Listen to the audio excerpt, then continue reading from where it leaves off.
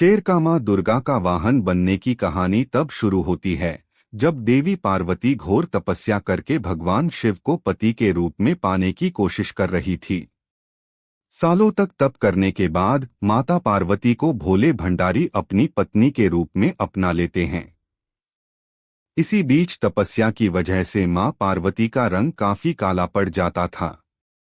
एक दिन ऐसे ही बातचीत के दौरान भगवान शिव मां पार्वती को काली कह देते हैं। ये बात उन्हें पसंद नहीं आती। मां पार्वती नाराज होकर दोबारा तप करने के लिए चली जाती है। माता पार्वती जब तपस्या कर रही थी उसी समय वहां एक शेर घूमते घूमते आ जाता है।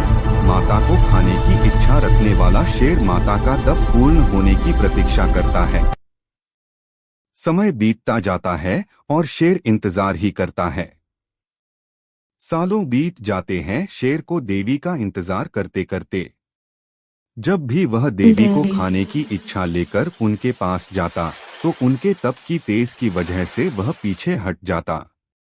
कई बार कोशिशों के बावजूद भी शेर माता के नजदीक नहीं जा पाता और हार कर कोने में बैठ जाता है।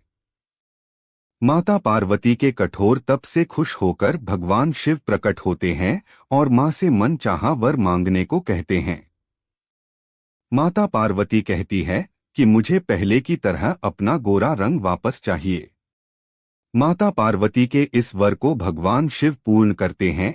आशीर्वाद मिलते ही माता पार्वती नहाने के लिए चली जाती है। उनके नहाते ही उनके शरीर से एक और देवी का जन्म हो जाता है जिनका नाम कौशिकी पड़ता है।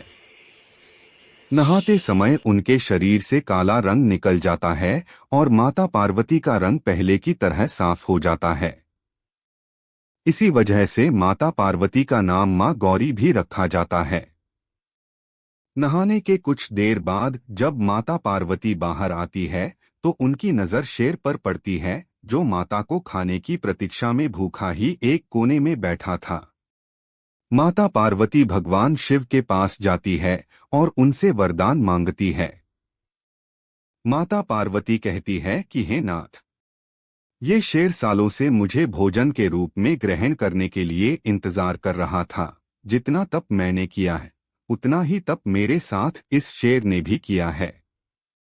इसी वजह से आप इस शेर को वरदान के रूप में मेरी सवारी बना दीजिए। भगवान शिव ने माता पार्वती की इस बात से प्रसन्न होकर शेर को उनकी सवारी बना दी।